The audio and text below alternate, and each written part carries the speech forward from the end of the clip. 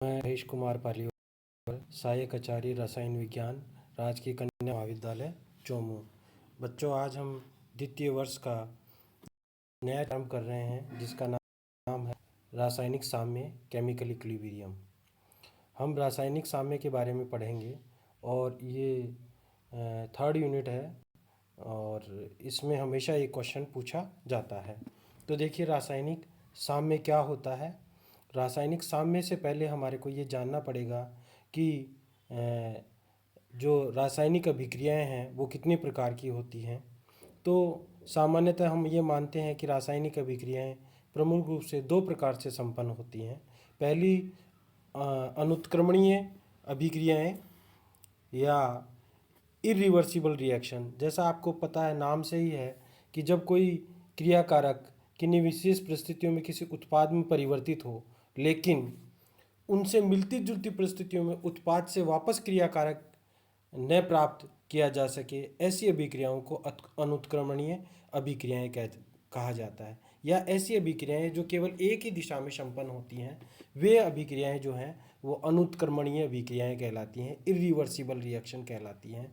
या यूँ कहिए कि एकदम छोटे रूप में हम ये कहें कि वे अभिक्रियाएं जिनसे क्रियाकारक से उत्पाद तो प्राप्त किया जा सकता है परंतु उत्पाद से क्रियाकारक नहीं प्राप्त किया जा सकता। जैसे उदाहरण के लिए दिया हुआ है 2KClO3 जो है उससे 2KCl+3O2 प्राप्त किया जा सकता है, पर उन्हीं परिस्थितियों में या उनसे मिलती जुलती परिस्थितियों में इससे पुनः KClO3 प्राप्त नहीं किया जा सकता KCl और O2 से। दूसरी प्रकार की अभिक्रियाएं होती हैं उत्क्रमणीय अभिक्रियाएं। जब कोई क्रियाकारक किन्हीं विशेष परिस्थितियों में उत्पाद में परिवर्तित हो और उनसे मिलती जुलती परिस्थितियों में ही उत्पाद वापस क्रियाकारक में परिवर्तित हो जाए, अर्थात अभिक्रियाएं दोनों दिशाओं में संपन्न हो रही हों, ऐसी अभिक्रियाएं उत्क्रमणीय अभिक्रियाएं कहलाती हैं। मतलब जिनसे अभिकारक से उत्पाद प्राप्त कर लिया और लगभग उन्हीं परिस्थितियों में उत्पाद से वापस अभिकारक प्राप्त किया जा सकता हो, ऐसी अभिक्रियाएं जो हैं वो उत्क्रमणीय अभिक्रियाएं कहलाती हैं। जैसे 2HI से H2+I2 प्राप्त कर लिया और H2+I2 से वापस 2HI उन्हीं परिस्थितियों में प्राप्त किया जा सकता हो, इस प्रकार की अभिक्रियाएं जो हैं वो उत्क्रमणीय अभिक्रिया कहलाती हैं, रिवर्सिबल रिएक्शंस कहलाती हैं। क्योंकि ये अभिक्रियाएं दोनों ओर चलती हैं या संपन्न होती हैं, अतः ये अभिक्रियाएं कभी भी पूर्णता को प्राप्त नहीं करती हैं। अर्थात इन अभिक्रियाओं में कभी भी क्रियाकारक की सांद्रता शून्य तक नहीं होती है। क्रियाकारक हमेशा कुछ ना कुछ बना रहता है, वह कभी भी खत्म नहीं होता है। इन अभिक्रियाओं में थोड़ी देर बाद गतिक साम्य स्थापित हो जाता है, डायनेमिक इक्विलिब्रियम स्थापित हो जाता है। तो अब हम आगे बात करेंगे डायनेमिक इक्विलिब्रियम होता क्या है। तो सबसे पहले इसमें बात करते हैं, अब अपन बात करते हैं साम्य अवस्था। इक्विलिब्रियम स्टेट क्या है। इक्विलिब्रियम स्टेट बेसिकली ऐसी स्टेट है जहाँ पर अग्र अभिक्रिया और प्रतीप अभिक्रिया का वेग बराबर हो जाए। वो जो स्थिति है वह साम्य की अवस्था कहलाती है, इक्विलिब्रियम स्टेट कहलाती है। किन्हीं रासायनिक अभिक्रियाओं की वह अवस्था जहाँ बाईं ओर से चलने वाली अग्र अभिक्रियाएं और दाईं ओर से चलने वाली प्रतीप अभिक्रियाओं का वेग समान हो जाए, यानी कि point eight which rate of forward reaction is equals to the rate of backward reaction is known as equilibrium state या साम्य की अवस्था कहलाती है। अब बात करते हैं डायनेमिक इक्विलिब्रियम, मतलब गतिक साम्य। देखिए, जब अग्र अभिक्रिया और प्रतीप अभिक्रिया का वेग बराबर हो जाता है तो हमारे को ऐसा लगता है कि अभिक्रिया रुक गई है, परंतु वास्तव में ऐसा होता नहीं है। अभिक्रिया रुकती नहीं है, बल्कि अभिकारक से उत्पाद बनते रहते हैं और उत्पाद से अभिकारक पुनः बनते रहते हैं। या हम एकदम स्पष्ट रूप से ये कहें कि जिस गति से अभिकारक से उत्पाद बनते हैं उसी गति से उत्पाद से अभिकारक बनते रहते हैं। एक उदाहरण जैसे मैं हमेशा बताता हूँ आपको क्लास में भी, कि मान लो हमारे पास दोनों हाथों में 10-10 लड्डू हैं। बाएं हाथ से 2 लड्डू दाएं हाथ की तरफ जाते हैं, सेम उसी समय दाएं हाथ से बाएं हाथ की ओर पुनः 2 लड्डू आते हैं। तो अल्टीमेटली हमारे पास ऐसा लगता है कि हमेशा 10-10 लड्डू बने हुए हैं, परंतु देखिए 2-2 लड्डुओं का अनवर्त जान या कंटिन्यूसली आना जाना लगा रहता है। तो इस प्रकार की स्टेट जो होती है जिसमें लगता ऐसा है कि अभिक्रिया रुक गई है, परंतु वास्तव में अभिक्रिया रुकती नहीं है, गतिक रहती है, डायनेमिक रहती है। उस प्रकार की जो इक्विलिब्रियम स्टेट होती है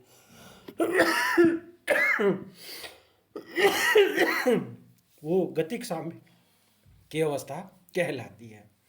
साम्य अवस्था में सभी पदार्थों की सांद्रताएं समान हो जाती हैं, लेकिन अभिक्रियाएं बंद नहीं होती, बल्कि दोनों दिशाओं में समान वेग से चलती रहती हैं। अर्थात सांद्रता इसलिए स्थिर नहीं है कि अभिक्रिया बंद हो गई है, बल्कि इसलिए स्थिर है कि जिस वेग से क्रियाकारक उत्पाद में बदलता है, उसी वेग से उत्पाद क्रियाकारक में बदलता है, और अभिक्रिया के जारी रहते हुए भी उत्पाद की सांद्रता में परिवर्तन नहीं होता है। इस प्रकार के साम्य को गतिक साम्य कहते हैं। अब हम बात करते हैं साम्य को प्रभावित करने वाले कारक। किसी उत्क्रमणीय अभिक्रिया का साम्य उनकी भौतिक परिस्थितियों पर निर्भर करता है। किसी साम्य को प्रभावित करने वाले जो मुख्य कारक हैं, वैसे तो बहुत सारे कारक होते हैं, परंतु मुख्य जो कारक लिए जाते हैं वो 3 कारक लिए जाते हैं: ताप, दाब व सांद्रता। या यूँ कह सकते हैं सांद्रता, दाब और ताप। हम इनकी अलग अलग बात करते हैं।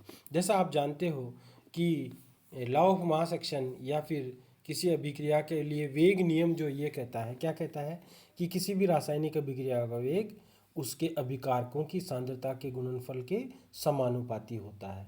न कि क्रियाकारक की सांद्रता जितनी अधिक होगी, अभिक्रिया का वेग भी उतना ही अधिक होगा। अतः किसी भी रासायनिक उत्क्रमणीय अभिक्रिया से अधिक उत्पाद प्राप्त करने के लिए हमें क्रियाकारकों की सांद्रता को हमेशा बढ़ाते रहना चाहिए और उत्पाद की सांद्रता को कम करते रहना चाहिए, तो हमारे को ज़्यादा से ज़्यादा उत्पाद प्राप्त होंगे। अब हम बात करते हैं दाब की परिस्थितियों में क्या है।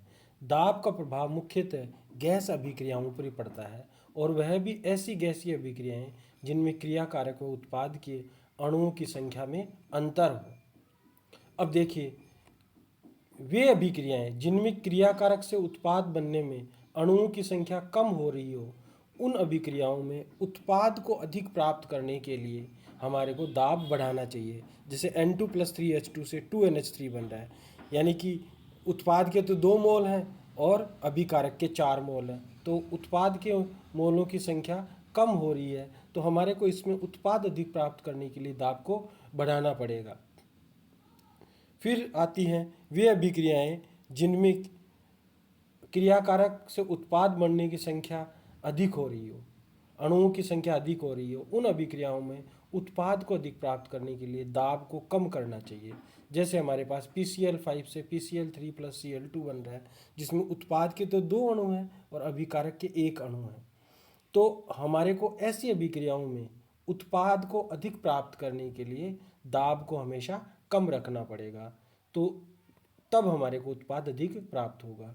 और वे अभिक्रियाएं जिनमें क्रियाकारक व उत्पाद के अणुओं की संख्या में कोई परिवर्तन नहीं आ रहा है, उन अभिक्रियाओं में हमारे को क्या करना पड़ेगा, वे दाब से अप्रभावित रहती हैं। जैसे H2+3H2 से 2HI बना, इस प्रकार की जो अभिक्रियाएं होती हैं वो दाब से प्रभावित नहीं होती हैं।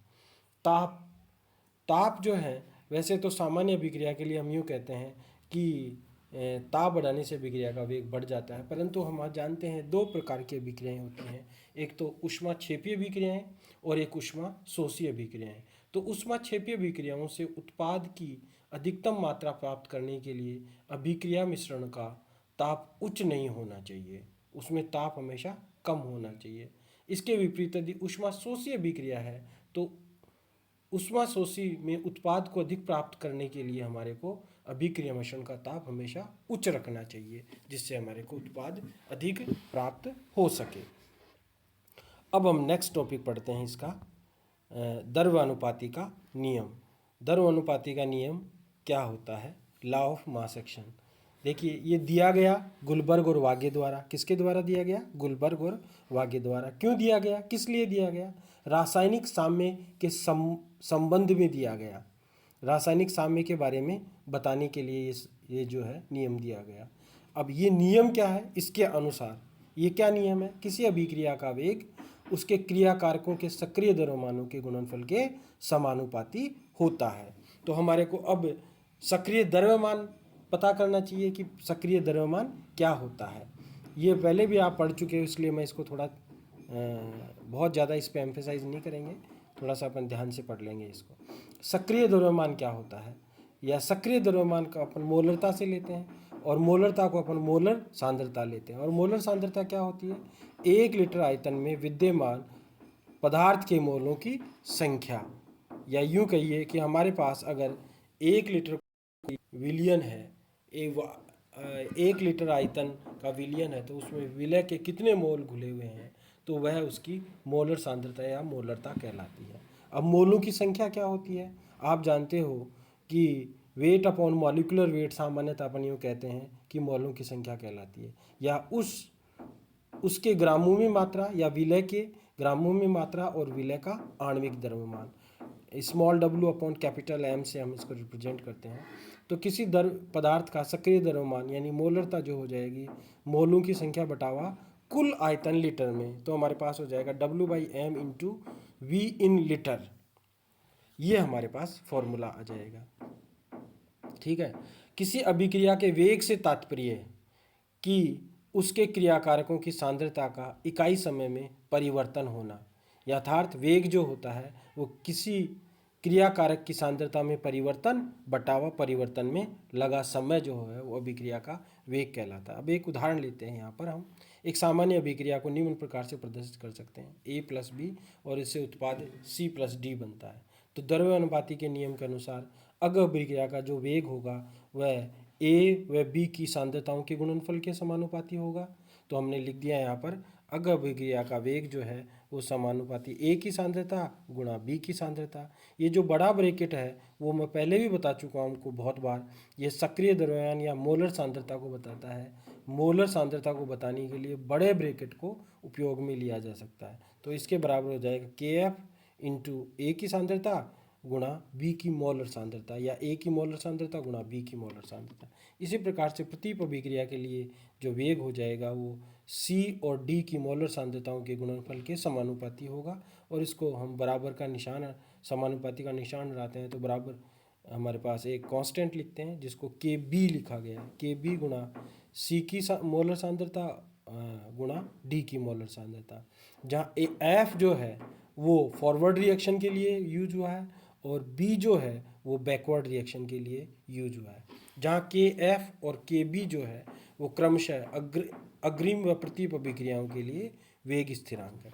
अब देखिए साम्य अवस्था में क्या होता है, हमने कहा कि अग्र अभिक्रिया और प्रतीप अभिक्रिया का वेग बराबर हो जाता है। तो जो वेग बराबर होगा तो इसका मतलब आगे वाली संख्या भी, आगे वाली जो वैल्यू भी उसके बराबर होगी। तो हम इसको ये लिख सकते हैं KF इंटू A की सांद्रता इंटू B की सांद्रता बराबर KB इंटू C की सांद्रता अपॉन D की सांद्रता, या हम इसको ऐसे लिख सकते हैं KF upon KB is equal to CD की मोलर सांद्रता अपॉन AB की मोलर सांद्रता का गुणनफल। और ये जो है वो एक नए स्थिरांक के बराबर हो जाएगा, क्योंकि दो स्थिरांकों का जो भागफल है वो दोनों स्थिरांक हैं, तो उसका भी एक स्थिरांक आएगा जिसको हमने KC के बराबर लिख दिया और जिसे कहते हैं साम्य स्थिरांक कहलाता है। जो है क्या कहलाता है, KC एक साम्य स्थिरांक कहलाता है।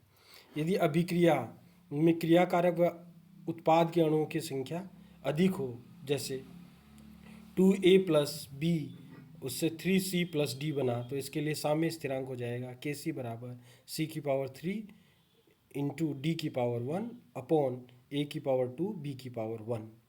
इसी प्रकार अगर एक सामान्य अभिक्रिया लें जिसमें N1 A के मोल हैं, N2 B के मोल हैं, M1 C के मोल हैं, M2 D के मोल हैं, तो हमारे पास साम्य स्थिरांक हो जाएगा KC बराबर C⁻M1 D⁻M2 upon A⁻N1 upon B⁻N2, जहाँ साम्य स्थिरांक KC के C का तात्पर्य, साम्य स्थिरांक KC के C का जो तात्पर्य है वह सांद्रता से है।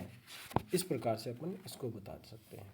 अब देखिए, माना कोई अभिक्रिया अगर विलयन अवस्था में न होकर गैसियस अवस्था में हो रही हो, तो यदि कोई अभिक्रिया द्रव अथवा विलयन अवस्था में संपन्न नहीं हो रही हो, तब उसका अध्ययन समीकरण 3 की सहायता से किया जा सकता है।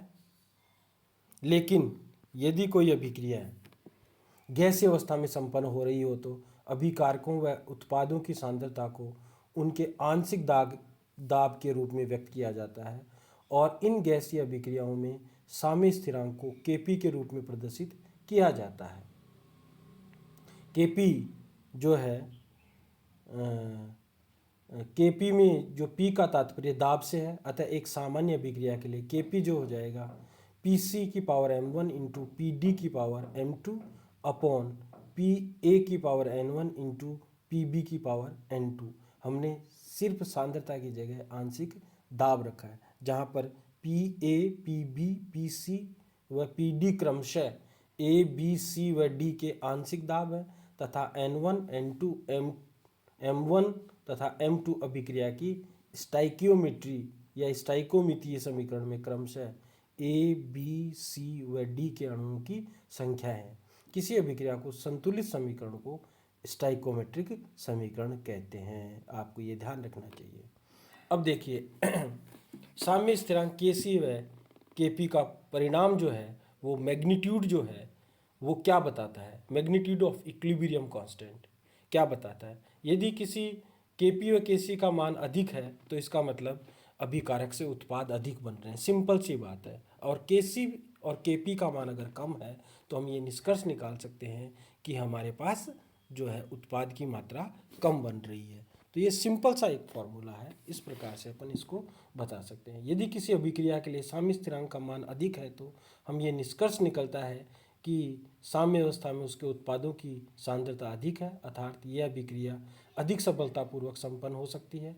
इसके विपरीत यदि साम्य स्थिरांक का मान कम है तो इससे ये निष्कर्ष निकलता है कि साम्य अवस्था में उत्पाद की सांद्रता कम है और क्रिया कारकों की अधिक है, अर्थात अभिक्रिया अधिक सफलतापूर्वक संपन्न नहीं हुई है। तो आज के लिए इतना ही। अब नेक्स्ट क्लास में अपन करेंगे साम्य स्थिरांक को प्रभावित करने वाले कारक Kp व Kc में संबंध, फिर हम साम्य स्थिरांक व मुक्त ऊर्जा में संबंध क्या होता है इसके बारे में बात करेंगे, और सक्रिय द्रव्यमान के नियम का ऊष्मागतिकी व्युत्पन्न इसके बारे में हम विस्तार से चर्चा करेंगे। तो आज के लिए इतना ही, धन्यवाद।